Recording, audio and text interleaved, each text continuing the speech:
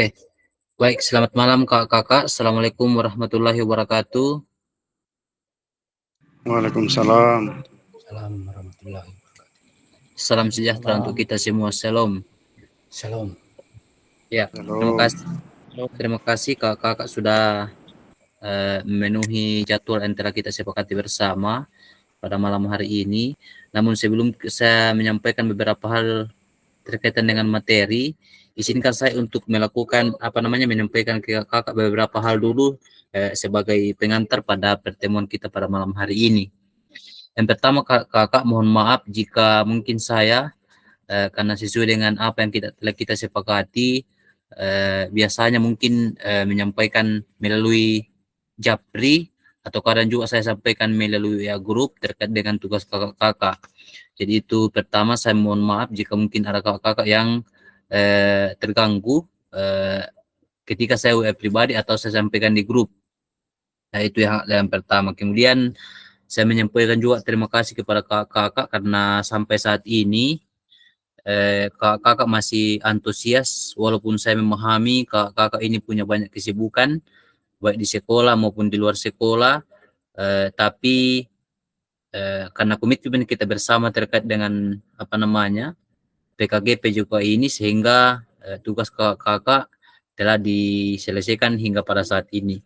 Namun saya perlu menyampaikan juga bahwa tugas kita yang terakhir itu yang 13D3 itu masih ada 4 orang ya. Mungkin saya tidak usah sampaikan, nanti kakak mengingat saja.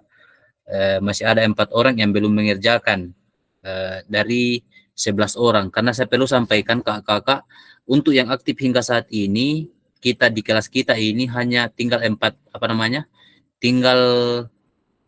orang, dan saya berharap yang 11 orang ini tetap konsisten hingga akhir karena kemarin saya berharap Pak Wahyu itu masih masih bisa bergabung dengan kita karena saya sudah mencoba mengkonfirmasi, tapi ternyata hingga saat ini belum ada tanggapan terkait dengan tugas-tugas dan kehadiran.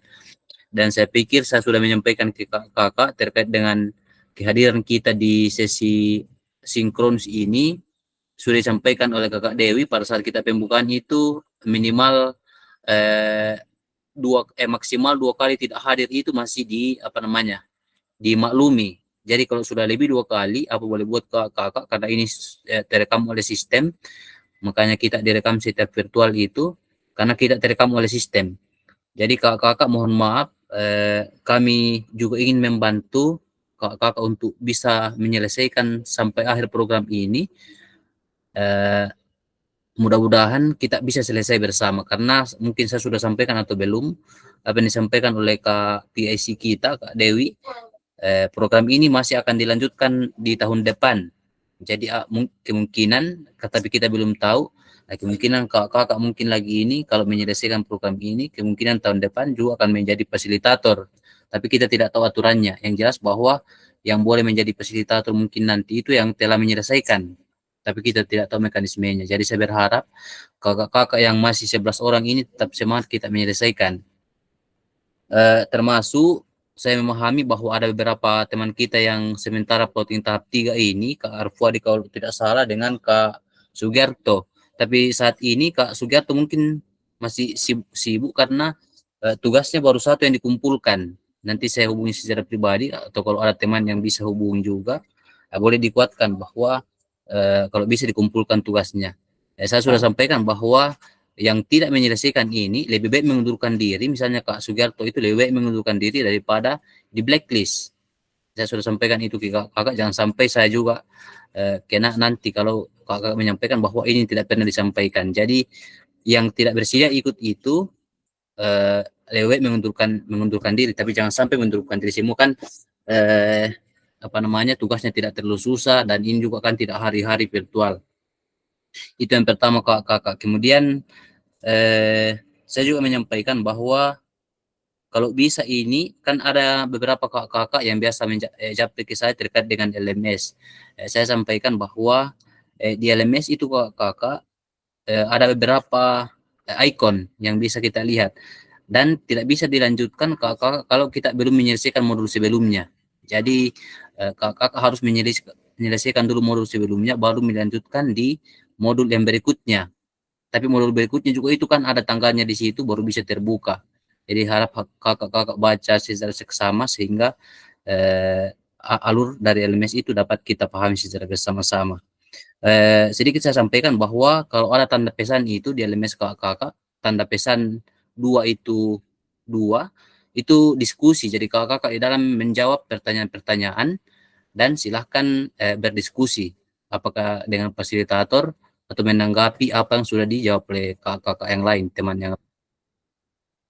Kemudian berikutnya, kalau ada tanda pensil itu artinya tugas. Jadi kakak-kakak harus mengerjakan tugas di situ kalau ada tanda pensil. Harus menyelesaikan tugas atau tagihan.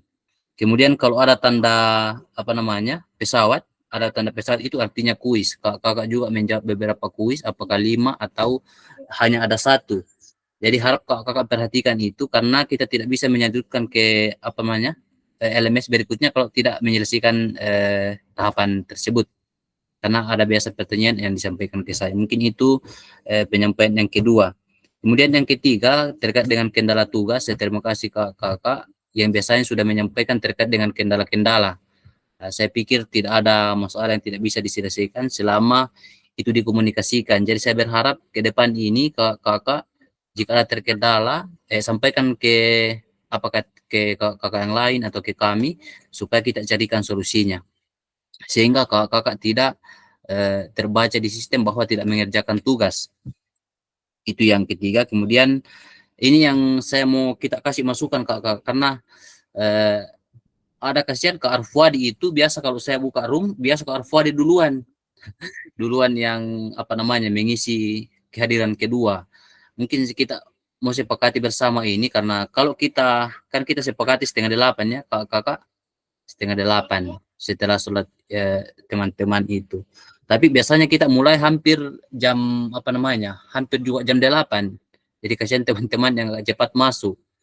Jadi tapi kalau kita undur ke jam 8 ya pasti molor lagi.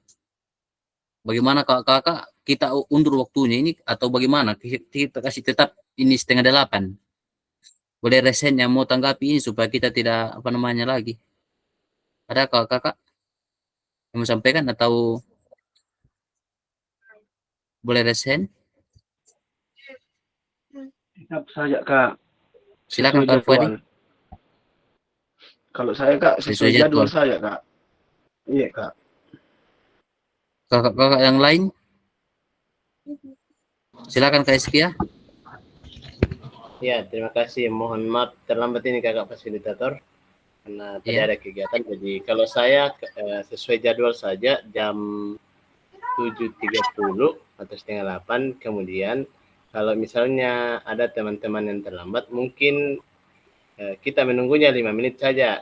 Kita bisa mulai saja sambil menunggu teman-teman untuk masuk daripada molor lagi waktunya kalau kita semakin baku tunggu. Mungkin itu saja masukan dari saya. Terima kasih.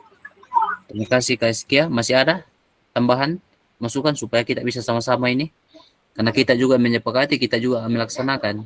Masih ada tambahan Kak Rahmat, silakan. Iya, kalau saya kakak sesuai jadwal saja. Oke, Kak Rahmat saya sujudul. Masih ada kakak yang lain? Kalau tidak ada, mungkin kita bisa simpulkan ini. Kita tetap di jadwal 7.30. Kalau ada teman yang terlambat misalnya, ya lewat 5 menit. Tapi saya sampaikan bahwa misalnya ada yang tidak bisa ditinggalkan, sampaikan ke kita supaya kita bisa kita bisa akomodir, sampaikan di grup supaya itu juga terekam karena kalau misalnya hadir terlambat itu ya itu juga penilaian dari BGP kan saya sampaikan ini direkam. Yang sampai kakak kalau tidak menyampaikan sebelumnya ya bisa juga ditegur, kita ditegur. Mungkin itu, terima kasih kakak. Jadi tetap 7:30 kita mulai, kita tunggu teman-teman 5 menit, begitu ya kakak. Ya, terima kasih. Izinkan saya share screen. Materi kita pada malam hari ini tidak terlalu berat, kita hanya akan berdiskusi sekaitan dengan pengalaman kakak di sekolah terkait dengan bagaimana refleksi kakak dalam proses pembelajaran PJOK. Jadi saya berharap kakak menyampaikan pendapat semua, jangan cuma satu orang misalnya saja, supaya kita mengetahui apa masalah atau apa kendala kakak-kakak terkait dengan refleksi pembelajaran PJOK yang sudah dilakukan selama ini di sekolah. Terima kasih kakak-kakak yang masih bisa on cam, tapi kalau tidak boleh juga dipaksa kalau misalnya kakak-kakak terkendala. Kenapa? Hilang ya? Terkendala jaringan, ya kakak-kakak menyesuaikan saja.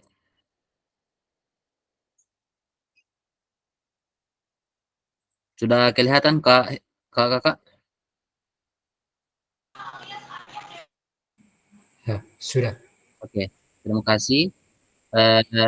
Materi kita pada malam hari ini adalah terkait dengan refleksi. Refleksi kita sudah sampaikan tadi, refleksi pembelajaran PJOK, dan ini kesepakatan kelas kita tidak usah ulangi lagi. Yang ingin berpendapat silahkan resen atau menuliskan pendapatnya di kolom chat kalau yang terkendala. Kemudian tujuan pembelajaran kita pada malam hari ini adalah memfasilitasi pembelajaran PJOK yang berfokus pada murid secara objektif, bermakna, menyenangkan, dan reflektif. Kemudian air pelatihan atau sesi kita pada malam hari ini adalah guru atau kakak-kakak mampu bersifat reflektif dalam melaksanakan profesinya sebagai guru PJOK sehari-hari. Cepankus adalah yang pertama memahami konsep dan pentingnya melakukan refleksi dan hubungannya dengan keberpihakan kepada murid. Kemudian yang kedua adalah mengimplementasikan, menulis refleksi menggunakan model refleksi yang berbeda. Ini agenda kita, analisis tulisan refleksi dan berbagi hasil analisis. Jadi nanti kakak-kakak kita akan berbagi tentang refleksi yang telah kakak-kakak tuliskan baik di kolom diskusi atau di tugas kakak-kakak yang telah kakak kumpulkan. Baik, kakak-kakak, ini adalah pertanyaan pertama. Untuk pertanyaan pertama ini saya berharap kita memberikan semua masukan terkait dengan apa itu refleksi. Mungkin kita boleh angkat tangan resen dan semua menyampaikan pendapatnya supaya kita bisa mengetahui apa pemahaman kakak-kakak terkait dengan refleksi. Boleh resen supaya kita antrian resen. Apa pemahaman kakak-kakak terkait dengan refleksi atau apa pengertian dari refleksi menurut kakak-kakak? Silakan kakak-kakak yang mau menyampaikan pendapat. Silakan Kak Febrianto dulu. Jadi kakak-kakak yang lain pasti mendapat giliran satu-satu. Silakan Kak Febrianto. Ya, terima kasih atas kesempatan ini.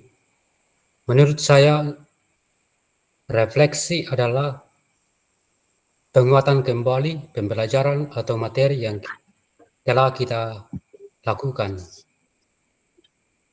Ya, teknisnya itu ya bisa berupa pertanyaan atau rangkuman dari materi yang kita sudah berikan. Mungkin itu saja, Kak. Terima kasih Kak Febrianto. Jadi menurut Kak Febrianto adalah refleksi merupakan apa tadi saya lupa Kak Febrianto? Penguatan ya. Penguatan. Iya. Ya, penguatan. Terima kasih. Penguatan materi yang telah dilakukan. Terima kasih Kak Febrianto. Kakak yang lain?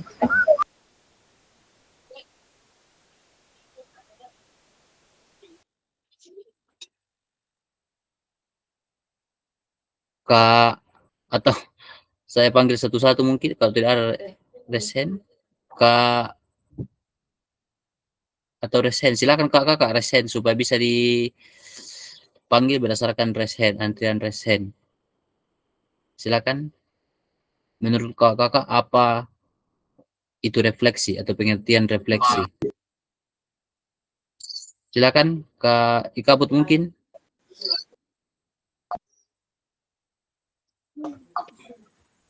Halo. Jaringan lagi Kak. Ya, sudah bagus Kak. Ya. Sudah bisa? Sudah mantap. Suaranya merdu. Bisa? Dengar Kak? Ya, gas Kak. Ya, jadi menurut saya refleksi itu adalah bagaimana kembali mengulangi ke belakang atau mengingat kembali, mencoba mengingat atau mereview apa yang sudah dipelajari, bagaimana apakah siswa sudah mengetahui apa yang dipelajari sebelumnya atau bagaimana. Itu saja untuk sementara, Kak. Terima kasih Kak Ikabut. Jadi menurut Kak Ikabut adalah mengulangi, mengingat atau mereview pembelajaran yang dilakukan oleh yang telah diterima oleh siswa. Masih Kak lain, yang lain silakan. Masih ada? Silakan Kak Hizkia. Ya, terima kasih kata fasilitator. Mungkin hampir sama-sama jawabannya dengan teman-teman, tapi karena katanya tadi masing-masing harus berbicara ya, saya juga berbicara walaupun mungkin sama jawabannya. Ya, menurut saya refleksi itu suatu aktivitas untuk merenung kembali atau mengevaluasi kembali proses yang sudah kita lakukan untuk mengetahui kekuatan dan kelemahan yang terjadi dalam proses pembelajaran untuk perbaikan ke depannya. Mungkin itu saja. Oke, terima kasih Kak Hizkia. Jadi menurut Kak Hizkia adalah proses merenung terkait dengan kekuatan atau kelemahan kita dan sebagai guru dalam proses pembelajaran yang telah kita lakukan sebelumnya. Masih ada kakak-kakak yang ingin menyampaikan? Oke, masih ada? Kalau tidak ada, mungkin kita bisa simpulkan dari apa yang disampaikan oleh kakak-kakak 4 orang tadi, maaf 3 orang ya. Jadi Kak Febranto menyampaikan adalah terkait dengan bagaimana mengingat, mengulangi, mereview pembelajaran.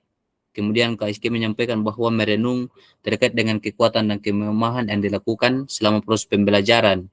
Kemudian introspeksi diri. Jadi kalau yang disampaikan kakak-kakak tadi itulah pengertian dari apa itu refleksi. Kalau Kak Kabut tadi lebih menekankan kalau saya dengar pada siswa. Jadi siswa yang melakukan refleksi karena disampaikan bagaimana apa yang telah dipelajari sebelumnya. Mungkin Kak Kabut menyampaikan seperti itu tadi. Terima kasih kakak-kakak. Jadi refleksi sangat penting dalam proses pembelajaran baik kita sebagai guru maupun bagi peserta didik, karena tentu peserta didik juga akan merefleksi diri seharusnya sampai di mana pemahaman mereka terhadap materi yang kita berikan. Mungkin begitu kakak-kakak. Baik, terima kasih. Untuk pertanyaan kedua kakak-kakak, apa pentingnya atau manfaat bagi kita untuk melakukan refleksi? Tidak apa manfaatnya?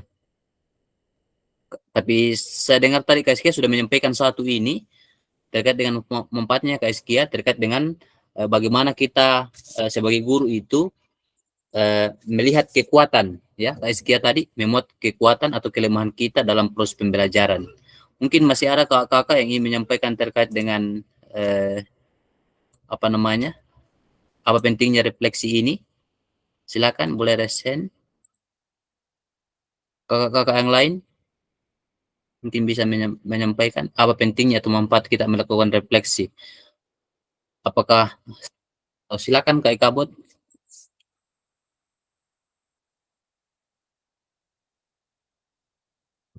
Kak Ikabut silakan.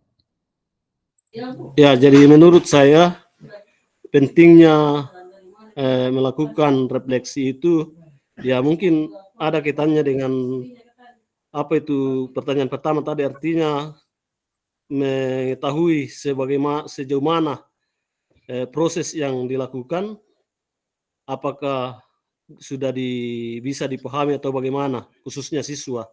Kembali saya fokus ke siswa, sejauh mana apakah proses yang dilakukan atau pembelajaran yang dilakukan tadi sudah bisa dipahami atau bagaimana. Mungkin begitu menurut pemahaman saya, Kak. Terima kasih. Terima kasih Kak Ikabut. Jadi kalau Kak Ikabut kalau Kak Kabut ini menyampaikan lebih banyak menekankan kepada siswa. Bagaimana siswa berefleksi sejauh mana mereka memahami apa yang telah diajarkan oleh guru. Mungkin terima kasih Kak Ikabut ya. Kak Febrianto silakan. Ya, terima kasih atas kesempatan ini. Ya, menurut saya apa pentingnya refleksi bagi kita, khususnya bagi kita. Ya, manfaatnya itu kita mengetahui apakah materi yang kita sudah sampaikan itu sudah maksimal, dan kemudian untuk siswanya sendiri ya kita juga ketahui bahwa apakah siswa sudah betul-betul memahami materi yang kita sudah sampaikan. Ya itu saja Kak. Oke, Singkat. terima kasih. Iya, terima kasih Kak Febrianto. Masih ada Kak yang lain? Silakan Kak Ngendra. Terima kasih Pak. Satu kata kunci manfaat refleksi menurut saya itu yaitu mengevaluasi. Dari kata evaluasi ini ya sudah dijelaskan kakak tadi, akan memunculkan hasil dari siswa untuk dijadikan sebagai bahan acuan depannya, apakah ini akan dipertahankan, hasilnya itu ditingkatkan.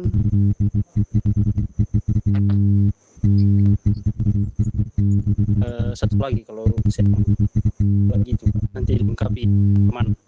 Intinya dari evaluasi, hasil dari evaluasi ini akan dijadikan tolak ukur pembelajaran lebih baik ke depannya. Terima kasih. Oke, terima kasih Kak Ngendra. Walaupun mungkin terkendala jaringan ya, tapi yang saya bisa tangkap adalah yang sampaikan Kak Ngendra tadi adalah bagaimana kita mengevaluasi pembelajaran yang telah kita lakukan sebagai bahan acuan atau tolak ukur pembelajaran, keberhasilan pembelajaran yang telah kita lakukan kepada siswa. Mungkin begitu yang disampaikan oleh Kak Ngendra tadi. Mohon maaf kalau ada yang saya tidak bisa tangkap karena mungkin terkendala jaringan. Masih ada kakak-kakak yang menyampaikan apa pentingnya atau manfaat dari kita melakukan refleksi sebagai guru?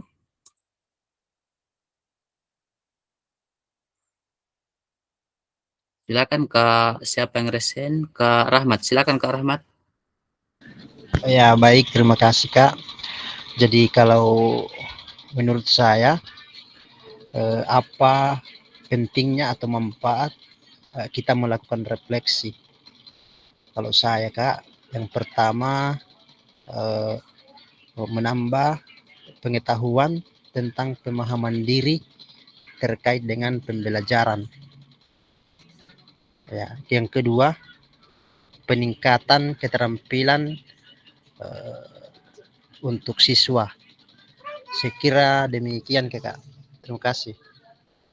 Oke, terima kasih Kak Rahmat atas atensinya. Jadi Kak Rahmat menyampaikan bahwa menambah pengetahuan terkait dengan bagaimana kita merefleksi diri, terkait dengan diri kita, bagaimana kita memberikan pembelajaran kepada siswa dan bagaimana meningkatkan keterampilan dari peserta didik kita atau siswa kita. Terima kasih kakak. Masih ada yang lain yang ingin menyampaikan terkait dengan apa manfaat refleksi?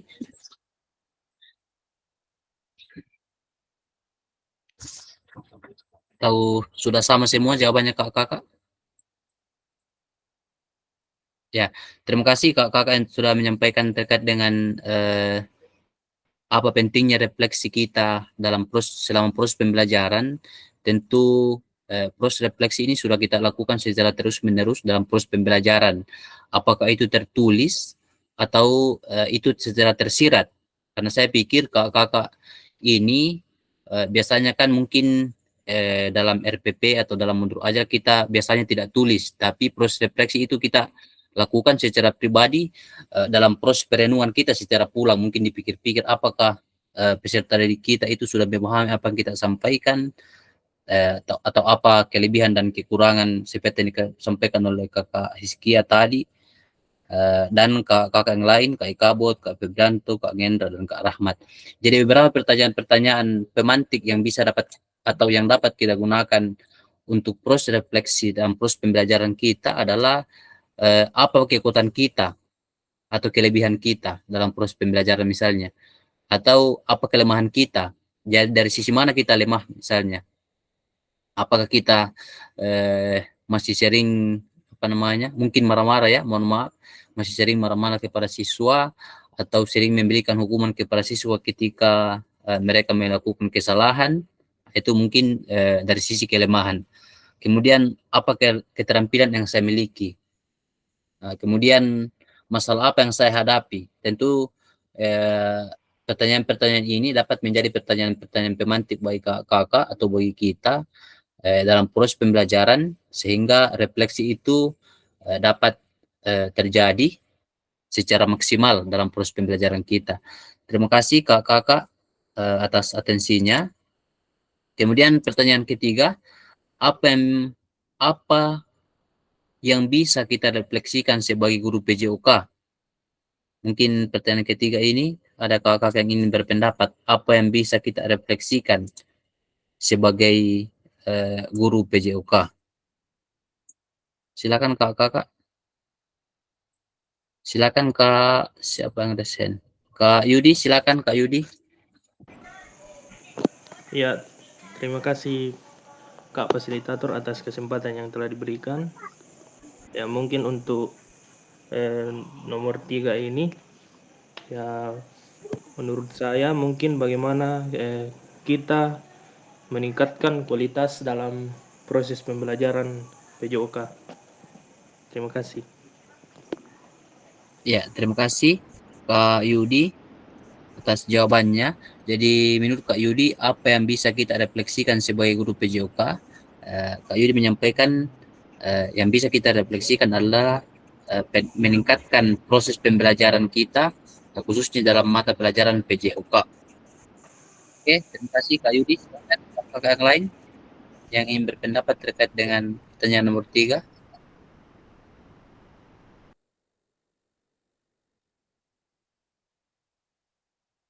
Silakan Kak Iskia. Yang ingin berpendapat terkait dengan pertanyaan nomor 3. Ya, terima kasih atas kesempatan yang diberikan kepada saya. Di pertanyaan ketiga, apa yang kita bisa refleksikan sebagai guru PJOK? Mungkin sama dengan kakak-kakak yang lain. Saya juga menyampaikan pendapat kalau menurut saya yang perlu kita refleksikan sebagai guru PJOK itu di metode mengajar, karena di metode mengajar ini jangan sampai metode kita tidak menyenangkan untuk anak-anak sehingga penyerapan materi atau murid kita itu malas-malasan, apalagi biasa kalau perempuan itu biasa agak malas-malas kalau ikut olahraga. Jadi metode pembelajaran itu yang perlu direfleksikan. Itu saja kakak. Terima kasih. Terima kasih Kak Iskia. Memang betul apa yang disampaikan Kak Iskia dan Kak Yudi tadi, terkhusus dengan metode atau cara pembelajaran itu kan sering kita menggeneralisir atau menyamaratakan bahwa peserta didik itu sama dalam menerima pembelajaran, sehingga seperti yang kita pelajari kemarin, yaitu pembelajaran berdiferensiasi, yang seharusnya di mana pembelajaran berdiferensiasi itu bagaimana memberikan pembelajaran kepada siswa sesuai dengan karakteristiknya atau sesuai dengan bakat dan minatnya. Karena seperti yang disampaikan kakak tadi, kakak Iskia, bahwa biasanya kecenderungan wanita untuk berolahraga itu, apalagi kalau sudah dewasa, biasanya kelas-kelas SMP atau SMA itu sudah agak malas. Jadi biasanya dia berteduh di bawah pohon misalnya, atau nanti disuruh baru dia melakukan kalau kita beraktivitas di luar ruangan. Sehingga metode atau cara pembelajaran yang disampaikan oleh yang telah kita pelajari kemarin, yang 9 itu boleh kita baca-baca ulang. Saya sudah kirimkan PPT-nya dan juga modulnya itu. Kakak boleh baca kira-kira yang mana cocok dengan pembelajaran kita di sekolah dengan student center learning atau SCL, atau pembelajaran yang berpusat pada murid itu yang kita pelajari kemarin kakak. Terima kasih Kak Iskia sudah mengingatkan kita kembali, dan Kak Yudi. Masih ada kakak? Silakan Kak Ngendra. Ya, terima kasih Pak Paslit. Kalau saya, apakah yang bisa kita refleksikan sebagai guru PJOK? Ya, kita mau refleksikan menurut saya Pak Paslit dari muridnya. Saya berfokus kepada aktif dan psikomotor pada siswa secara umum, dan lebih khususnya kepada kita sebagai guru PJOK, fokus pada psikomotor gerakan anak-anak. Jadi itu 3 menurut saya. Kalau pertanyaan yang ketiga ini ada 3 yang perlu kita refleksikan: kognitif, afektif, dan psikomotor pada siswa. Terima kasih. Oke, terima kasih Kak Ngendra sudah mengingatkan kita bahwa dalam proses pembelajaran walaupun masih agak terkendala mungkin jaringan di sana ya, sehingga tidak terlalu terdengar jelas tadi. Sampaikan Terlalu kedengaran. ya masih kresek-kresek Kak audionya. Cuma dua baru di jaringan ini. Oh ya Kak, terima kasih.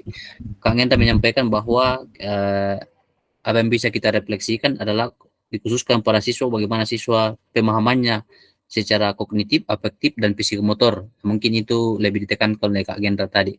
Masih ada kakak-kakak yang terkait dengan apa yang bisa kita refleksikan sebagai guru PJOK?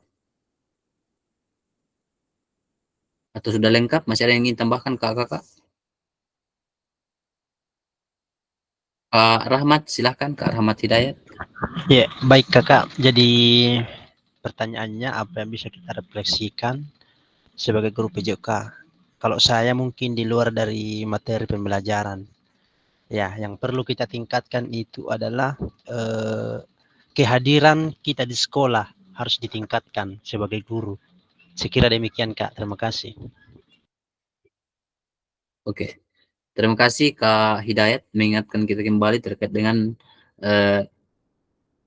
kalau refleksinya Kak Hidayat itu bagaimana kehadiran kita sebagai guru di sekolah. Tentu ini adalah refleks yang sungguh luar biasa karena tidak mungkin kita melakukan apa yang disampaikan oleh kakak-kakak di atas seperti Kak Ngendra, Kak Eskia, dan Kak Yudi itu kalau gurunya tidak hadir. Jadi mungkin refleksi di rumah saja. Begitu ya Kak Rahmat. Jadi kehadiran kita di sekolah ini sebagai guru sangat ditunggu oleh rekan-rekan kita baik sebagai guru apalagi peserta didik kita. Terima kasih kakak-kakak. Masih ada yang ingin disampaikan terkait dengan nomor 3 ini? Masih ada ya? Atau sudah cukup? Ya, kalau sudah sepakat semua, saya pikir sudah paripurna yang disampaikan oleh kakak-kakak ini, sudah 4 ini. Dari segi siswanya sudah disampaikan oleh kakak-kakak, dari segi gurunya juga sudah disampaikan oleh kakak-kakak, baik dari segi metode pembelajaran, bagaimana meningkatkan pembelajaran PJOK itu, sehingga pembelajaran PJOK yang kita lakukan dapat berpusat pada murid, dengan tentunya melihat karakteristik atau gaya belajar kalau yang disampaikan oleh Pak SK itu gaya belajar peserta didik. Terima kasih kakak-kakak atas informasinya kepada kita.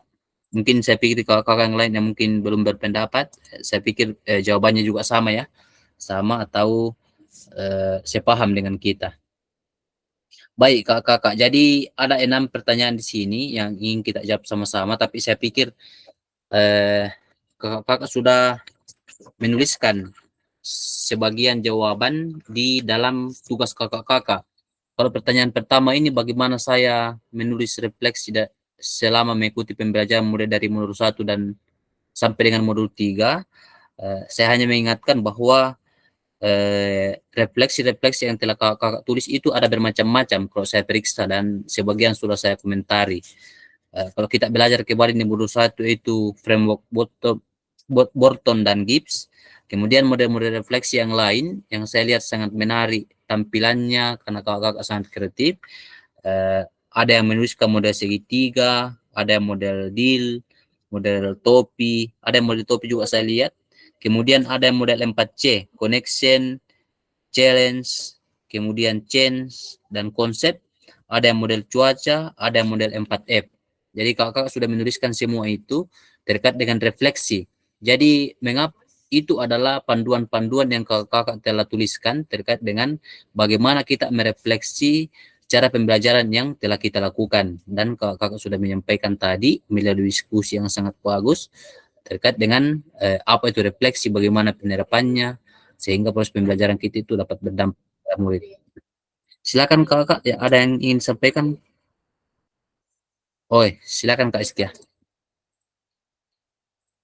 Ya, kemudian hal yang kedua, nomor 2 adalah bagaimana perasaan selama menulis refleksi. Apa ada yang muncul dalam pikiran setiap kali harus menulis refleksi? Mungkin ini yang kita bahas kakak nomor 2. Ada yang ingin berpendapat bagaimana perasaan kita selama menuliskan refleksi, kan kita sudah menuliskan refleksi masing-masing atau sudah menyampaikan tadi. Kira-kira bagaimana perasaan kita dalam menuliskan refleksi? Ada yang ingin berpendapat di nomor 2 ini?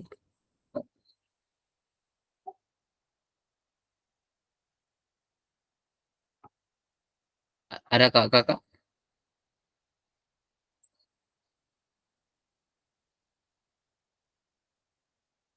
Halo, monitor. Halo kak, masih ada yang ingin berpendapat terkait dengan nomor nomor dua ini, bagaimana perasaan setelah menuliskan refleksi? Tentu mungkin ini berbeda-beda ya kakak. Tentu ada yang mungkin bingung, perasaannya itu bingung. Harus pertama itu memilih dari beberapa model refleksi itu yang mana yang mau dipilih. Nah, setelah bingung, yang mana yang paling mudah untuk dikerjakan. Nah, itu kebingungan kedua, yang mana paling mudah dikerjakan. Kemudian yang ketiga, eh, yang mana yang paling misalnya yang paling mengenah dengan kita, yang paling sesuai dengan diri kita.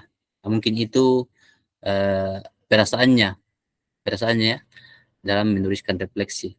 Atau ada yang lain kakak terkait dengan refleksi itu, menyampaikan hal lain?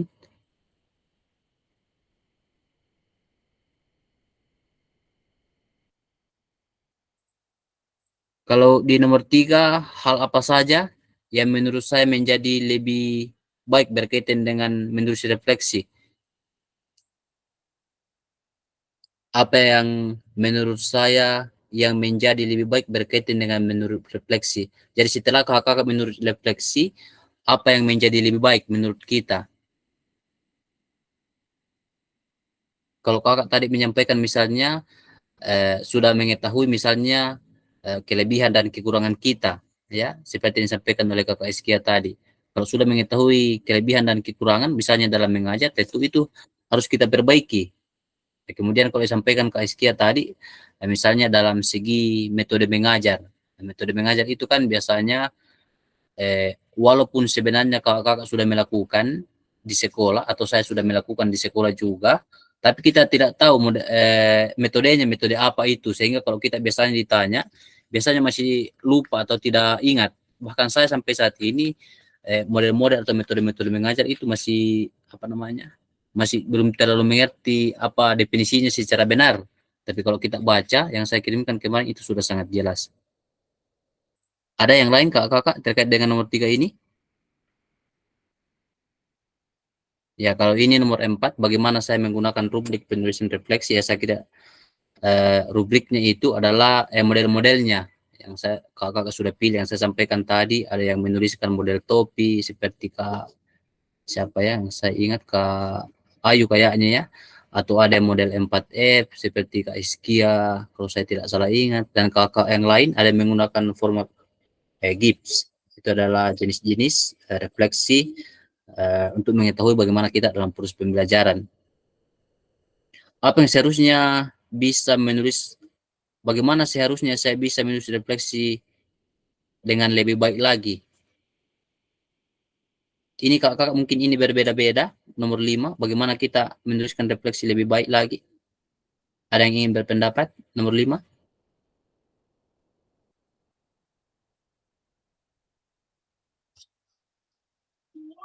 Ada kakak? Atau bisa menuliskan di kolom chat?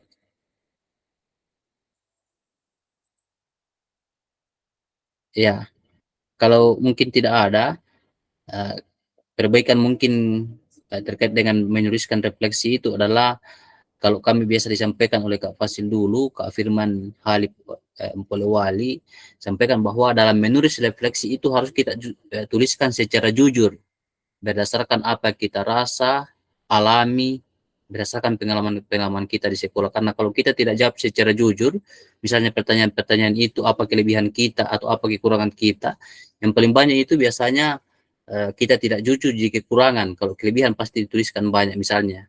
Di kekurangan ini biasanya yang kurang. Nah, itu kalau menurut saya secara pribadi itu kurang apa ya? Kurang bagus lah untuk menuliskan refleksi, karena ini kan refleksi untuk melihat kembali sejauh mana keberhasilan atau ketidakberhasilan apa yang telah kita lakukan, sehingga harus kita jawab secara jujur sesuai dengan pengalaman yang telah kita lakukan di sekolah. Mungkin begitu kakak yang saya dapat sampaikan terkait dengan refleksi. Mungkin ada kakak yang berpendapat lain, boleh sampaikan resen atau boleh juga di kolom chat kalau terkendala jaringan. Kemudian yang pertanyaan terakhir, apa yang bisa saya lakukan untuk memastikan bahwa saya menjadi guru PJOK yang reflektif? Siapa yang bisa membantu saya? Kalau pertanyaan terakhir ini kakak bagaimana? Bagaimana kita mengetahui bahwa kita sudah menjadi guru PJOK atau guru olahraga yang sudah reflektif? Ada mungkin kakak yang ingin menyampaikan secara langsung? Apa indikatornya bahwa kita sudah menjadi guru olahraga? Dan siapa yang bisa membantu kita?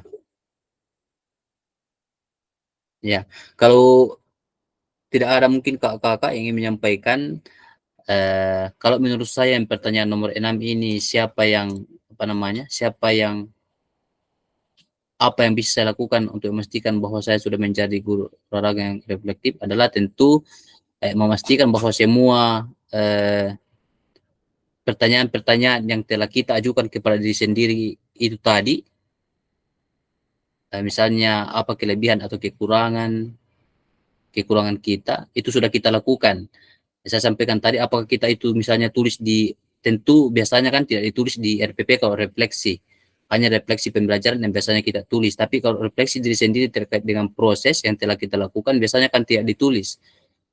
Ini biasanya dilakukan setelah kita kembali ke rumah.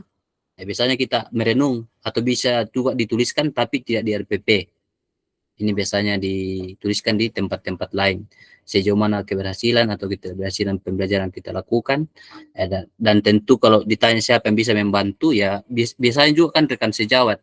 Kalau misalnya di SD kakak atau sekolah kakak ini cuma satu guru PJOK, ya tentu rekan sejawat, misalnya guru mata pelajaran lain atau guru kelas. Tapi kalau di SD besar, misalnya SD 1, SD 2 yang 3 guru olahraganya, tentu mungkin bisa rekan sejauh sama guru PJOK, mungkin itu yang bisa membantu. Mungkin itu diskusi kita pada malam hari ini terkait dengan materi refleksi. Memang tidak terlalu banyak materi terkait dengan refleksi ini, karena kita hanya diberikan kesempatan untuk berbagi terkait dengan refleksi yang telah kita lakukan, dan kakak tadi sudah berbagi mulai dari apa pengertian dari refleksi itu sendiri. Di bagian terakhir mungkin ada kakak ingin menyampaikan terkait dengan refleksi yang telah kakak lakukan ini. Silakan, boleh resen. Atau ada pertanyaan terkait dengan apa yang telah saya sampaikan terkait dengan refleksi atau terkait dengan pembelajaran kita sebelumnya, kalau ada yang masih ingin diperjelas. Silakan kakak.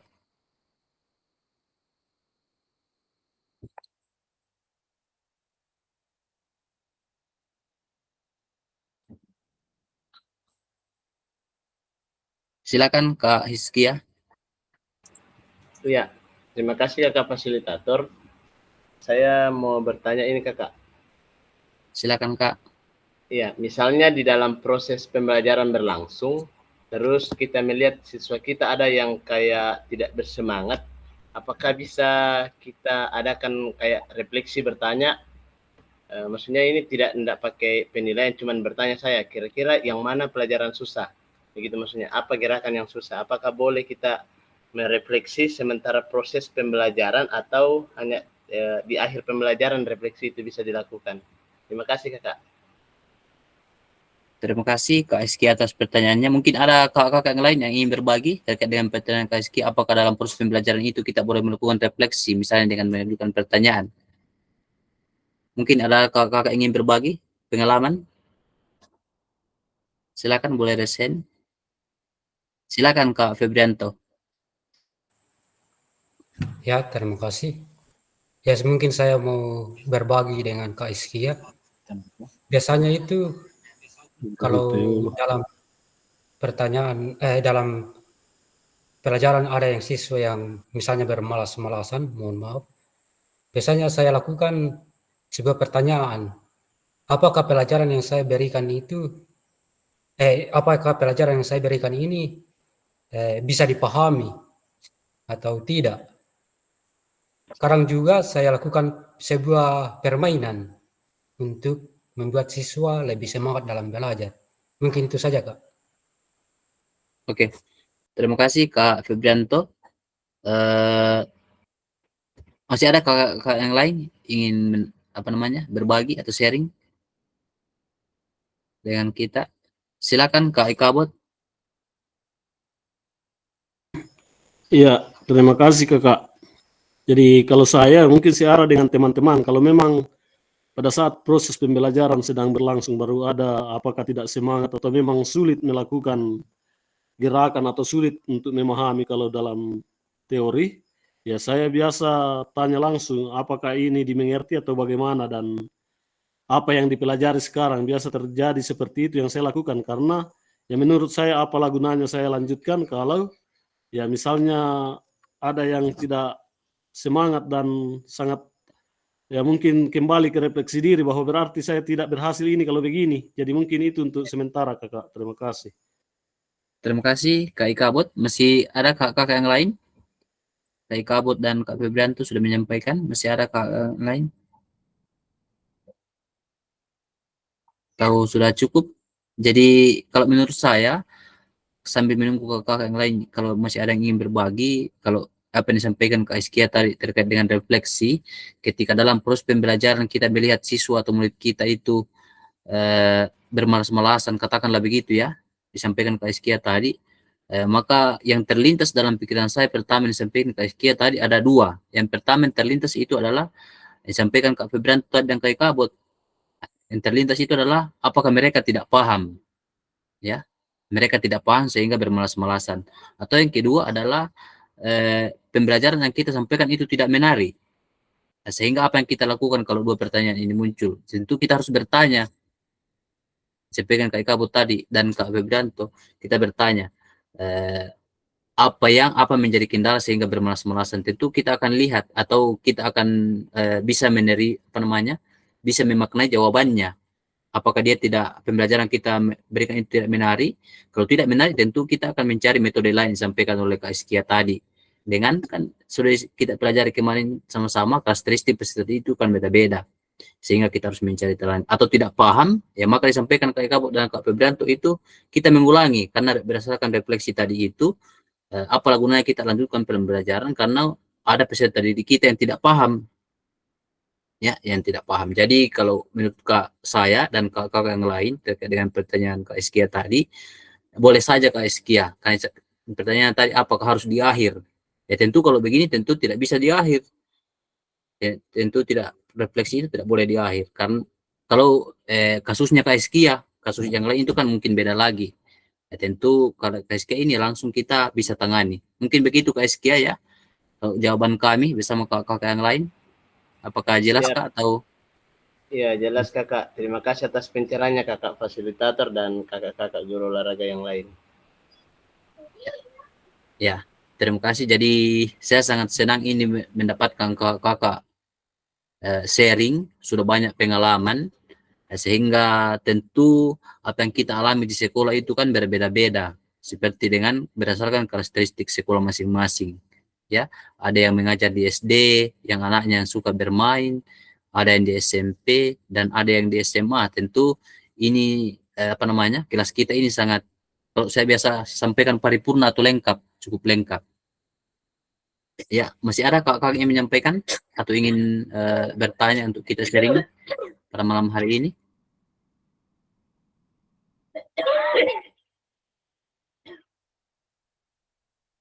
Masih ada kakak-kakak? Atau sudah cukup? Kak Ikabut, silakan. Iya, terima kasih Kakak. Mungkin kesempatan Silakan, Kak. ini curhatan kita dalam berproses ini, karena Silakan, setelah perubahan kurikulum, entah kondisi lingkungan atau apa, ya kayaknya kalau saya perhatikan, kalau saya melakukan dari setiap kurikulum ini, walaupun saat ini istilahnya kurikulum merdeka, tetapi kalau saya perhatikan agak sulit siswa memahami, bahkan kalau saya perhatikan agak kurang dia pengetahuannya dibandingkan pada saat kurikulum ke-13 dengan kurikulum sebelumnya. Ini saya mau tanyakan kira-kira apakah memang faktor lingkungan, dan kalau saya perhatikan di wilayah ya mungkin wilayah Bambang pada umumnya ini Merdeka Belajar ini, kalau saya tes ya memang pengetahuannya sangat-sangat kurang kalau saya perhatikan, entah hanya di sekolah saya ini begitu atau bagaimana. Yang pasti beda ketika kurikulum sebelumnya ini pemahaman apakah karena sistemnya komando atau bagaimana, agak ada marah-marahnya atau bagaimana, sehingga saat ini ketika Merdeka Belajar mungkin pemahaman siswa kan kita sudah merdeka yang sebenarnya bukan itu pengertiannya Merdeka Belajar. Akhirnya ketika misalnya disuruh lihat video dulu, misalnya disuruh minggu depan kita belajar sepak bola, coba kalau bisa menonton memang di HP-nya cara-cara passing, cara-cara menendang atau sebagainya, tetapi kenyataannya tidak terlalu apa yang diharapkan tidak terlalu juga sama bahkan kembali saya mau katakan kasarnya mungkin dibawa dari sebelum-sebelumnya dari sistem yang saya pakai. Jadi mohon masukan dari kakak-kakak mungkin ada solusi terbaik, apakah sekali lagi apakah faktor lingkungan yang menyebabkan sehingga saya lihat kondisi ini begitu. Terima kasih kakak. Terima kasih Kak Ikabot sudah berbagi pertanyaan ke kita, dan kita akan bahas bersama-sama melalui diskusi ini. Mungkin ada kakak-kakak yang lain dulu yang ingin menyampaikan terkait dengan pertanyaan Kak Ikabot terkait dengan perubahan kurikulum secara garis besarnya tadi yang disampaikan. Silakan Kak Yudi Ervin Pailo, silakan Kak. Iya, terima kasih Kak atas kesempatan yang diberikan. Ya mungkin menanggapi apa yang disampaikan Kak Ikabot tadi, ya mungkin hal demikian juga yang saya rasakan di selama mengajar di SMA. Ada saja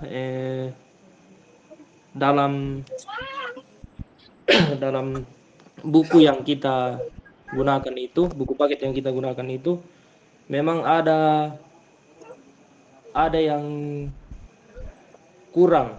Artinya apa yang sudah kita dapatkan selama perkuliahan di olahraga, ada saja teknik-teknik dasar itu yang sebenarnya tidak sama dengan apa yang kita dapatkan.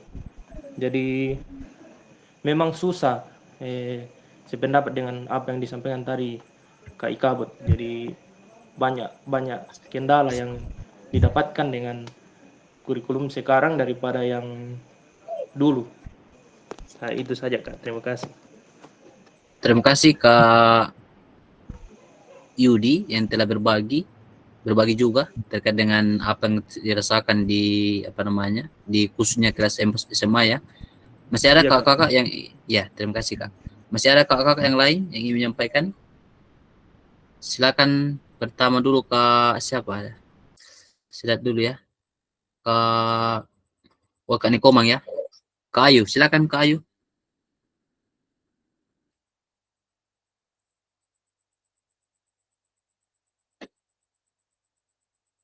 Kak Ayu silakan.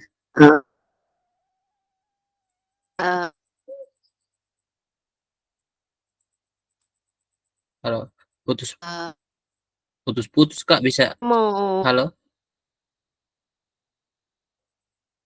Ya, halo ya. Coba sudah bisa? Saya tulis di kolom komentar saja, Kak Dik. Sudah bagus ini surat Kak. Sudah bisa. Silakan disampaikan langsung, sudah bisa ini. Silakan Kak Ayu. Oh iya, Kak.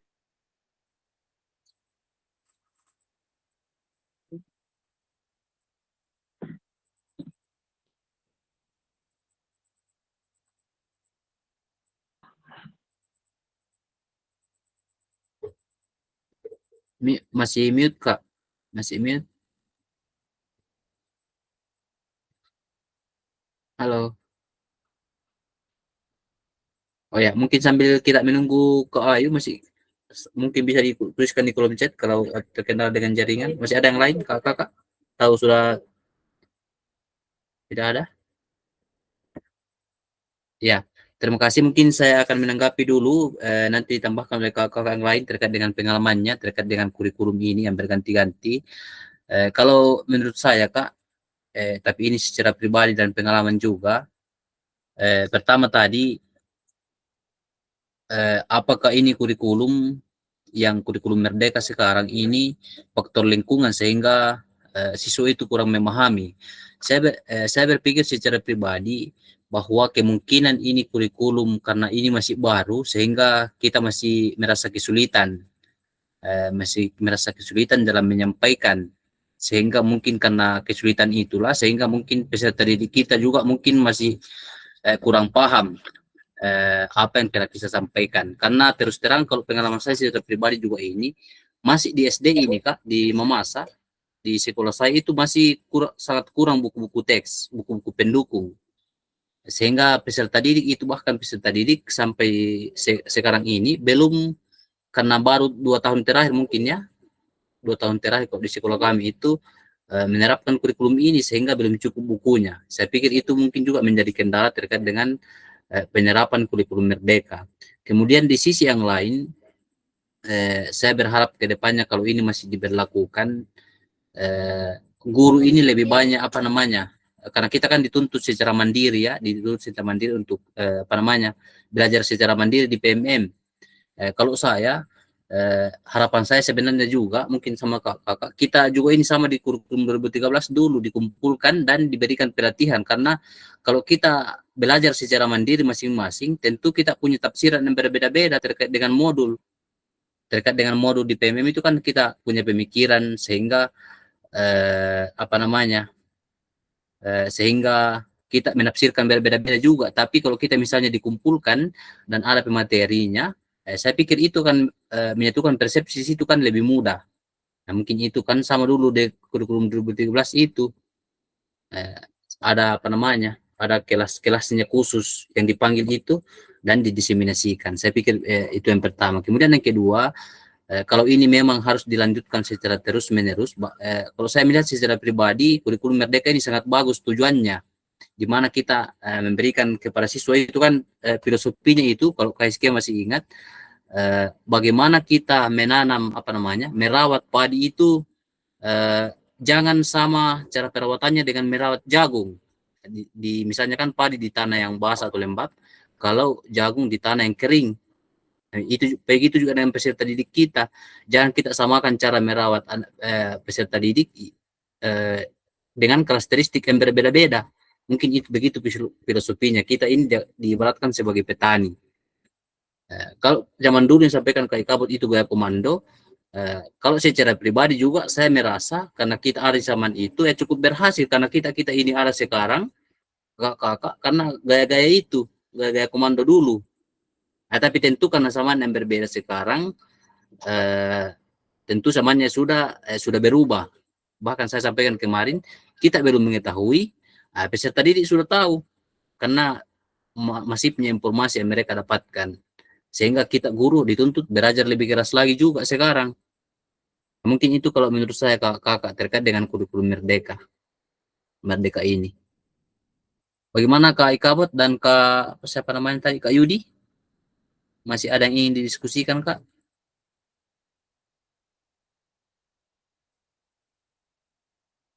Halo Kak Ikabot, monitor. Ya, mungkin itu dulu Kak. Ya, tinggal ini was-was lagi Kak, karena mau perubahan lagi Menteri Pendidikan. Jangan sampai berubah lagi kurikulum. Itu jadi itu sih saya yang biasa belum sampai satu kurikulum di sekolah, muncul lagi kurikulum baru Kak. Itu sih persoalan ini sebenarnya. Terima kasih Kak, itu sih. Iya. Saya pikir itu kekhawatiran kita semua terkait dengan perubahan kurikulum, tapi apapun itu yang terjadi, saya pikir itu bukan di luar kewenangan kita karena apalah kita ini kan kita adalah menjalankan kebijakan. Nah, tugas kita adalah ya bagaimana terus melakukan tugas kita sebagai guru. Ya, adapun perubahan kurikulum itu bukan kewenangan kita untuk mempertahankan atau melanjutkan. Begitu Kak Ikabot. izinkan saya kakak untuk membacakan apakah pertanyaan ini atau masukan dari Kak Ayu. Saya ini bingung kan, ini soal kurikulum merdeka. Katanya siswa tidak ada yang namanya tinggal kelas, dan kalau bisa naiknya tiap semester itu meningkat. Kalau bisa naiknya tiap semester itu meningkat. Terus kalau anak itu pada saat semester awal itu rajin, sering masuk sekolah, pas semester 2 anak tersebut jadi malas, kita sebagai guru sudah melakukan pendekatan, penugasan dan lain-lain, tidak ada hasilnya dan tidak dikerjakan, sedangkan semester awal dia punya tinggi. Bagaimana kakak terkait dengan apa yang disampaikan Kak Nikomang ini, Kak Ayu? Jadi anak ini katanya tidak boleh tinggal kelas sekarang, bahkan di kurikulum 2013 juga kan sama ya.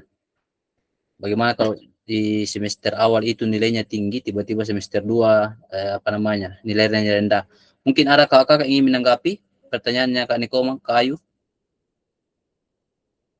Atau saya dulu ya, kakak menanggapi. Kalau pengalaman saya Kak, biasanya itu kalau ada anak-anak kan, ya khususnya di SD ini, karena yang saya alami, pernah pengalaman saya Kak, ada anak SD itu di sekolah saya, sering terlambat ke sekolah.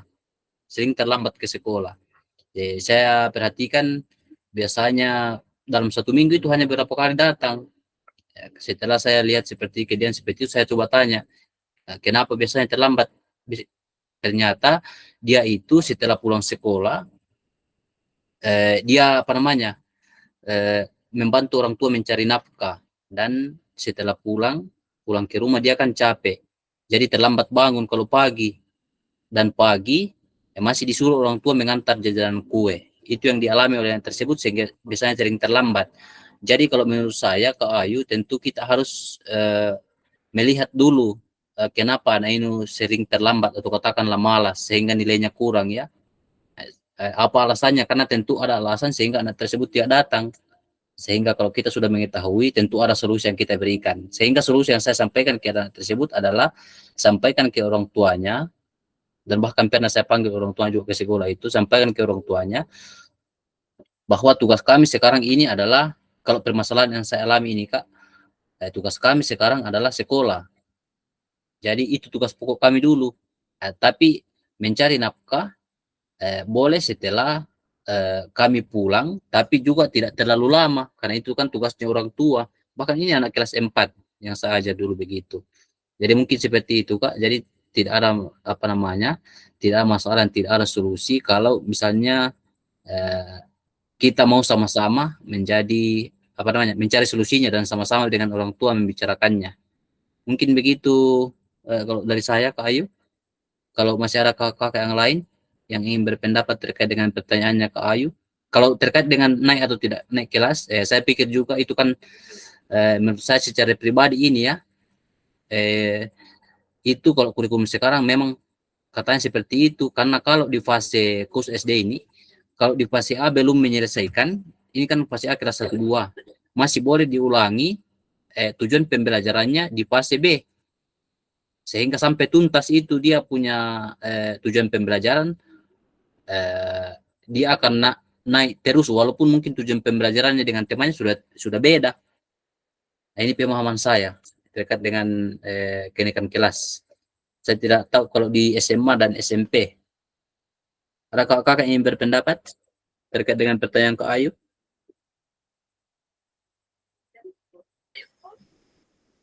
Pak Iskia silakan Kak. Pak Iskia dulu baru Kak Ika. Ya, terima kasih atas kesempatan yang diberikan. Kalau melihat pertanyaannya Kak Ayu dengan pengalamannya Kak Fasil, saya juga mungkin pernah mengalami kejadian seperti ini. Kalau siswa saya itu pernah datang ke sekolah, dia cuma datang duduk diam. Tidak mau disuruh menulis, tidak mau disuruh membaca, pokoknya tidak mau disuruh apa-apa. Hal yang saya lakukan mungkin hampir sama dengan Kakak Fasil. Jadi saya berkomunikasi dulu sama wali kelas dan kepala sekolah, baru kami mengunjungi orang tuanya.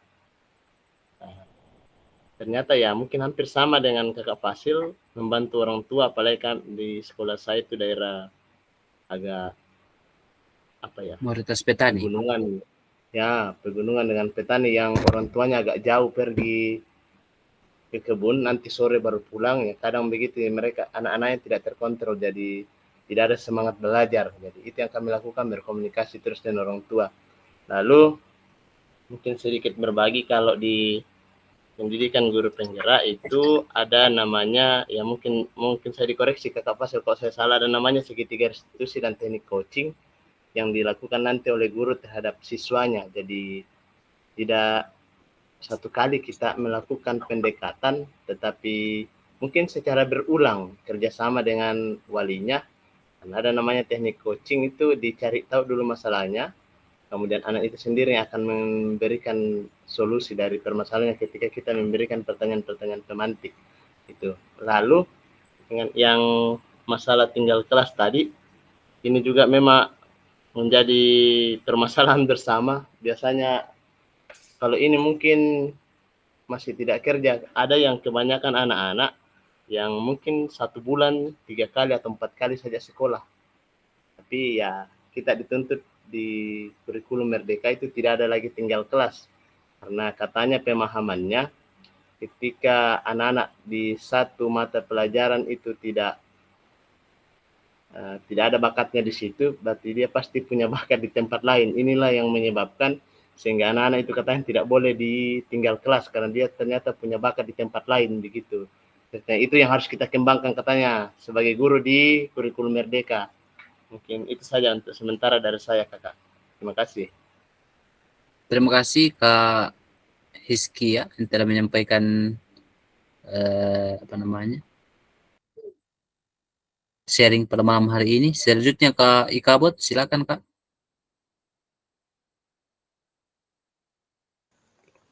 Ya, jadi terima kasih. Jadi ya kalau mendengarkan masukan dari kakak-kakak, ya saya kira intinya seperti itu. Tetapi ya dengan hadirnya kurikulum Merdeka ini, di sisi lain ya mungkin sekali lagi saya mau katakan faktor tanggung jawab kita sebagai guru PJK khususnya di wilayah Mamasa secara khusus dan kami di Bambas secara di Bamban lagi. Ini persoalan mungkin karena selalu saya katakan ini secara umum saya mau katakan mungkin inilah kelemahan dari ya mungkin sampel diambil di pusat. Karena kalau memang di Jawa itu kesadaran pendidikan itu luar biasa. Itu yang sebenarnya menjadi sebuah tantangan bagi kita karena kita harus akui bahwa di Jawa itu atau di kota-kota besar itu lebih banyak yang sadar tentang pendidikan dibandingkan dengan ya mungkin pedesaan yang mungkin masih banyak masyarakat yang belum terlalu paham dengan pendidikan. Akhirnya ya mungkin inilah yang didapatkan oleh teman-teman kita didapatkan di sekolah, apa yang ditanyakan oleh Kak Ayu tadi, ya memang tidak dipungkiri itu sebab itulah yang terjadi dan ya mungkin kembali kepada mungkin saya titik beratkan ke kondisi lingkungan karena memang tidak disadari ini ya memang banyak terjadi dan ya solusi yang ditawarkan tadi oleh kakak-kakak tadi termasuk kakak fasilitator ya memang itulah solusi yang mampu kita lakukan di daerah kita ya walaupun ya mungkin ya biasa hasilnya juga tidak terlalu memuaskan tetapi ya mungkin kembali ke kesabaran sebagai seorang guru harus ada supaya ya apa yang menjadi persoalan itu bisa teratasi karena tanpa itu ya memang rumit karena itulah tantangan. Jadi sebagaimana fasilitator mengatakan tadi bahwa ya memang setiap masalah pasti ada jalan keluarnya walaupun ya mungkin penyelesaiannya ya ada yang tidak puas atau bagaimana tapi itulah proses. Selalu saya katakan seperti itu karena jujur saya sudah melakukan pembelajaran di SD ya memang sebenarnya intinya di SD ketika dasar di SD tidak ada ya rawanlah ke kelas-kelas atas jadi mungkin ini bahan kita bersama baik yang mengajar di SMA, SMP, SD karena kita berbagai ini ya memang intinya saya sampai saat ini karena saya pernah mengajar di SD namun sekarang sudah tidak intinya di SD makanya dikatakan sekolah dasar karena betul-betul di situ dasarnya. Jadi memang agak rumit ketika naik SMP dan SMA tidak ada dasarnya. Ini yang saya dapatkan di sekolah, memang agak rumit terjadi hal yang diharapkan ketika di sekolah dasar itu tidak ada. Jadi mungkin ini masukan, mohon maaf kalau berlebihan. Terima kasih. Terima kasih Kak Ikabot, Kak Iskia telah menyampaikan pendapat terkait dengan pertanyaan Kak Ayu tadi. Jadi kalau saya bisa tarik kesimpulan, pertama saya mau tanggapi apa yang disampaikan Kak Ikabot dulu. Kalau begitu, apa yang disampaikan, memang guru SD, jangan sampai banyak yang guru SD ini pindah ke guru SMP, Kak. Kalau disampaikan tadi bahwa kita adalah fondasi, tapi memang itulah betul tugas kita sebagai guru memang berat khusus di SD. Apa yang disampaikan Kak Iskia tadi terkait dengan segitiga restitusi, karena beliau ini sudah alumni, saya sangat setuju juga, karena memang di pendidikan itulah kita mendapatkan banyak pengalaman. Saya pernah mendengar juga kakak-kakak, tapi apakah kakak setuju atau tidak ini, tapi mungkin sudah di luar konteks sebenarnya, mendengarkan seorang motivator mengatakan bahwa beliau adalah murid teguh, beliau menyampaikan bahwa kita akan dimaklumi kelemahan kita atau kekurangan kita ketika kita mempunyai kelebihan. Jadi contohkan beliau adalah katakanlah anak-anak mungkin ya, mohon maaf, yang tidak bisa membaca, tapi dia sangat ahli dalam berolahraga, dan katakanlah juara, dan kita sudah melihat apresiasi pemerintah terhadap dunia olahraga. Itu yang disampaikan Kak Iskia tadi, kalau menurut saya. Kalau saya padankan dengan apa yang disampaikan Murid Teguh, dan apa yang kita pelajari, dipelajari di guru penggerak itu, bahwa kita akan dimaklumi kelemahan kita. Misalnya tidak boleh membaca, tidak boleh juga dipaksa, karena banyak kan anak sekarang tidak bisa membaca. Di SD itu kan anak kelas 6, bahkan di kota-kota ini, ya banyak yang belum bisa membaca, Kak. Tapi mungkin jangan dipaksa juga, karena sudah ada ceritanya Pak Kepala Sekolah saya itu, anak yang tidak bisa membaca, sekarang sudah jadi anggota Polri, entah bagaimana caranya. Nah, itu. Sehingga jangan kita menjudge anak-anak, mungkin begitu kesimpulannya, jangan menjudge anak-anak sebagai orang bodoh, katakanlah. Bodoh di tempat lain, tapi dia berprestasi di tempat yang lain juga. Seperti yang disampaikan Kak, iya, mau Kak Fuadi. Iya, mungkin dia belajar renang lebih bagus, ya, belajar lebih bagus kan. Kalau menjawab soal itu di Polri juga mungkin kan, apa namanya, pilihan ganda mungkin ya, sehingga mungkin betul jawabannya di pilihan ganda, pilihan semua. Nah, sehingga di fisiknya bagus, sehingga bisa lolos. Itu pengalaman kami, atau yang saya bisa sharingkan ke kakak terkait dengan pertanyaan Kak Ayu. Bagaimana Kak Ayu? Sudah apa namanya? Sudah bisa diterima atau masih ada yang bisa diskusikan? Halo. Sudah jelas, Kak? Iya Kak, terima. Iya Kak, jelas Kak. Oke. Terima kasih Kak Ayu, kakak yang lain. Mungkin kalau sudah tidak ada yang mau disampaikan, atau masih ada? Kalau sudah tidak ada, saya hanya ingin menyampaikan terkait dengan, walaupun saya sudah sampaikan tadi, terkait dengan tugas-tugasnya, dan saya mengingatkan kembali untuk virtual kita nanti, ya, di tanggal 24, di hari Selasa ya, tanggal 24. Mohon maaf ini saya sampaikan karena di situ kita 135 menit. Jadi mungkin kita bisa hadir tepat waktu, kalau seperti kakak tadi 7:30 sudah bisa dimulai, ya kita bisa sebelum jam 10 kan sudah bisa selesai. Jadi saya berharap kakak, karena ini waktu yang paling lama sudah lihat waktunya, bukan 90 tapi 30 menit. Jadi hari Selasa kita ketemu lagi di pukul yang sama, 19.30 waktu Indonesia Tengah. Kemudian dikumpulkan tepat waktu. Mungkin begitu ya kakak. Terima kasih atas kebersamaan ini. Saya sangat senang malam ini karena diskusinya sangat sangat menarik. Silakan Kak Arfwadi sebelum kita akhiri. Kak Arfwadi ada mau disampaikan? Lanjut Kak. Oh ya, kalau tidak ada, mungkin kita bisa akhiri pertemuan kita pada malam hari ini. Terima kasih atas atensi kakak, sharing yang telah disampaikan. Banyak pengalaman yang saya dapatkan dari kakak. Tentu itu karena kakak punya pengalaman lebih. Terima kasih atas kebersamaan kita pada malam hari ini. Sekian, assalamualaikum warahmatullahi wabarakatuh. Waalaikumsalam. Salam sejahtera untuk kita semua.